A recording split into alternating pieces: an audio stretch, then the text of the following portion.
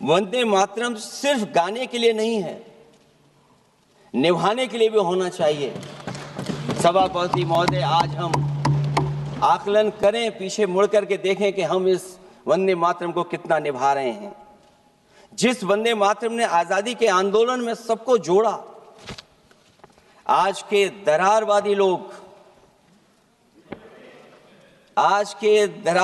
लोग उसी से देश को तोड़ना चाहते हैं।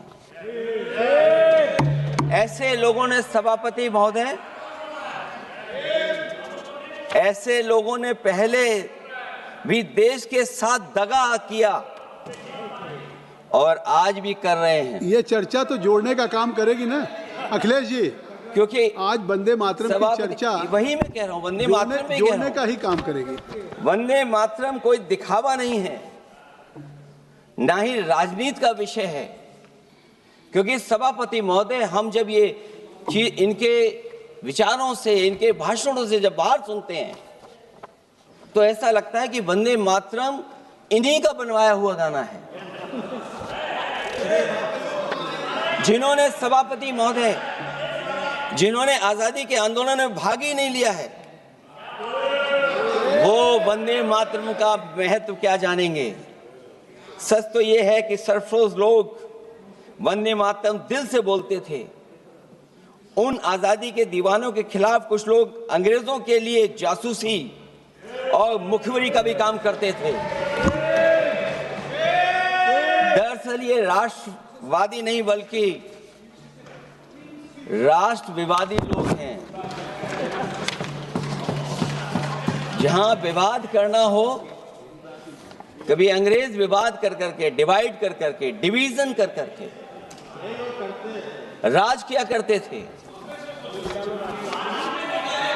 सभापति महोदय, आज भी वही रास्ता कुछ लोग अपना रहे हैं। वो डिवीजन का रास्ता अपना रहे हैं, डिवाइड का रास्ता अपना रहे हैं, दरारवादी रास्ता अपना रहे हैं। इनका इतिहास खंगाला जाए कि इन्होंने आजादी के पहले और आजादी के बाद वंदे मातरम क्यों नहीं गाया। ये सभापति महोदय, आज जब हम वंदे मातरम पे इतनी चर्चा कर रहे हैं, जिस भाव से हम लोग यहाँ बैठे हैं, कम से कम ये भी खंगाला जाए इतिहास में कि वंदे मातरम कुछ लोगों ने कब गाया। उन मुखबरों से ये सवाल पूछा जाए कि स्वतंत्रता के बाद भी उन्होंने अपना गीत क्यों बनाया। उनकी एक रंगी सोच ने तिरंगा क्यों नहीं फहराया।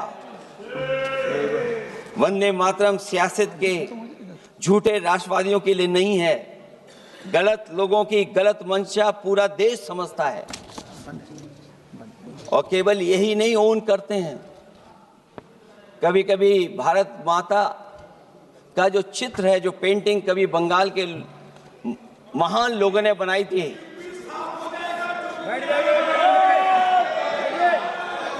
सभापति महोदय, इनको देख लीजिए और फिर बैठ जाओ। सभापति महोदय, राजभर जी आप बैठिए, आपके नेता। सभापति महोदय, वंदे मातरम का भाव ये भी था कि कम्युनल पॉलिटिक्स नहीं चलेगी और कम से कम हमारे उत्तर प्रदेश के साथियों ने कम्युनल पॉलिटिक्स को अंत किया है वहां पर जहां से कभी इन्होंने शुरू की थी। और सभापति महोदय, वंदे मातरम एक भाव के रूप में हमारे अंदर बसा है। चाहे उसके शब्द ना याद हो, चाहे अर्थ ना मालूम हो, चाहे पूरा याद ना हो, उस सच्चे भारतीय के अंदर देश प्रेम की भावना जगाने के लिए इसके दो शब्द ही काफी हैं। जो सच में देश की एकता और अखंडता चाहते हैं, जो भाईचारे को बुनियाद मानते हैं, उनके लिए दो शब्द भी पर्याप्त हैं जो इस वंदे मातरम से हमें मिलते हैं।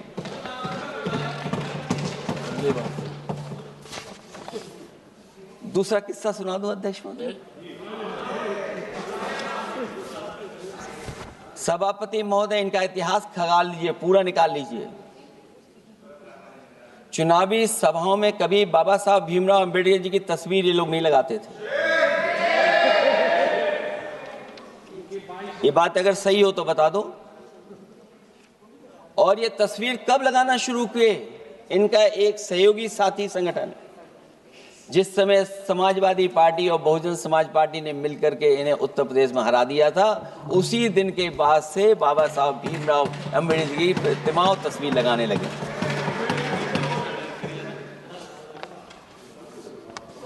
इसलिए सभापति महोदय, ये वंदे मातरम केवल गीत नहीं है, गीत के साथ साथ आज हमें ऊर्जा भी देता है। उस समय क्रांतिकारियों को ऊर्जा मिलती थी, एकजुटता का नारा था, हम साथ लेकर के चल रहे थे सबको, और देश के सभी लोगों ने जाति धर्म को भुला करके एक साथ मिलकर के वंदे मातरम के सहारे अंग्रेजों को भगाने का लगातार कोशिश की।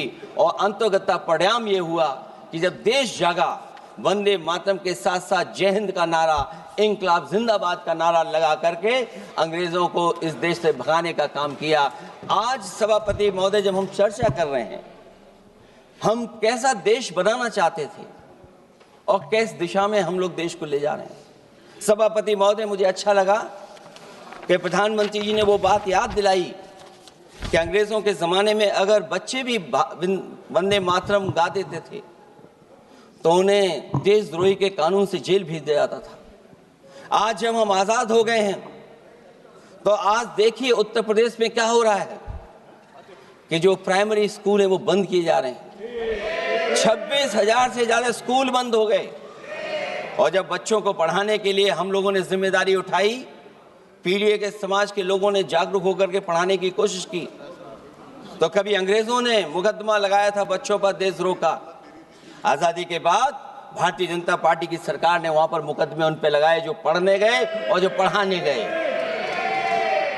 तो इसलिए वंदे मातरम का भाव जो था, उसी भाव से जुड़ करके हम सब मिल करके इस देश को और मजबूत करें। यही हमारी भावना है, यही हमारी सदस्यों की भावना है। जब हम 150वें वर्ष में याद कर रहे हैं तो वहीं हम ये याद करें कि जिस भावना से वंदे मातरम को हम लोगों ने देश के सामने गा गा करके अंग्रेजों को भगा दिया, ये देश कैसे मजबूत हो, एकजुट कैसे हो, बिना भेदभाव के, और संविधान से कैसे चलें, क्योंकि ये संविधान से ही मिला हुआ हमें गीत है। इसलिए इस गीत के माध्यम से हम किसी पर टिप्पणी और किसी पर थोपने की कोशिश न करें। और के भी उन्होंने लोगों को ये भ्रम फैलाने की कोशिश की कि जेपी के रास्ते पर भारतीय जनता पार्टी चलेगी।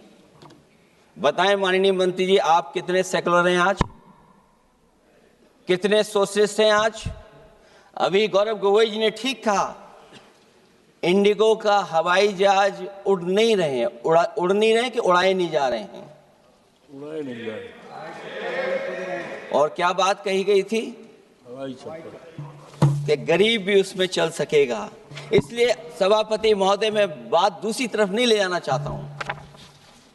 वंदे मातरम सिर्फ गाने के लिए नहीं है, निभाने के लिए भी होना चाहिए।